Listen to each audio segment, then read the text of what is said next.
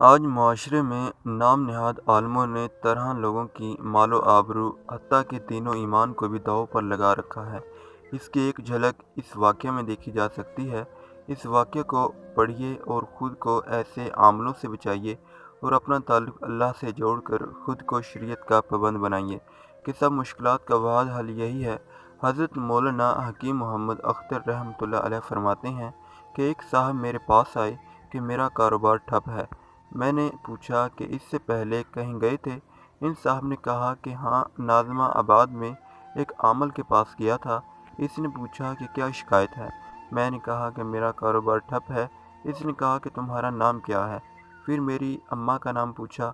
اس کے بعد اس نے کہا کہ 3 دن کے بعد آنا۔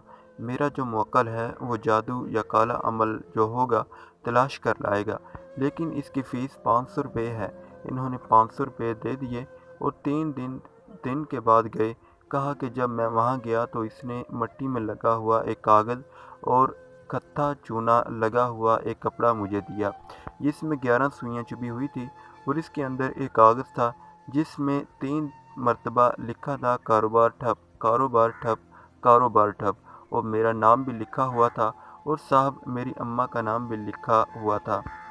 میں نے کہا کہ 500 روپے جو اس نے آپ سے لیے تو معلوم بھی ہے کہ اس کے بعد اس کو کیا کرنا پڑا۔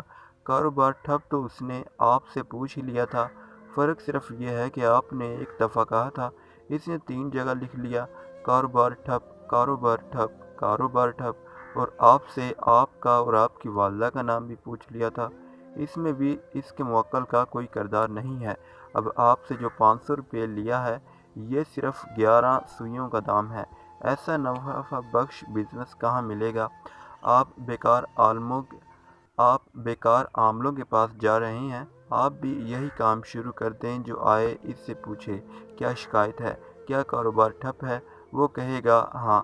پھر آپ اس سے اس کا نام پوچھیے اور اس کی والدہ کا نام پوچھیے۔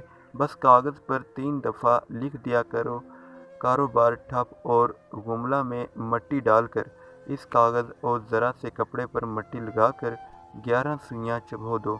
بس ایک دفعہ 10,000 سوئیاں خرید لو۔ 10,000 سوئیوں سے 10 لاکھ کما لو۔ 11 سوئیاں پر 500 روپے کا جو نفع ہے، اس کا ذرا آپ تصور کیجئے۔ تب وہ ہنسے اور کہا کہ افواہ ہے، بیوقوف بن گئے۔ توبہ توبہ، آج سے میں کسی عامل کے پاس نہیں جاؤں گا۔ واقعی ان میں اکثر ٹھگ ہیں، اتنا ڈرا دیتے ہیں کہ بیچارے کی آدھی جان وہیں سوکھ جاتی ہے کہ آہو، تمہارے اوپر بڑا خطرناک کالا عمل کیا گیا ہے۔ اس طرح ڈرا کر پیسے لے لیتے ہیں۔ حضور کے صدقے ہمارے پاس سب وظیفے موجود ہیں، ان کو پڑھتے رہیں۔ پھر کسی عامل کی ضرورت نہیں، البتہ کامل کی ضرورت ہے۔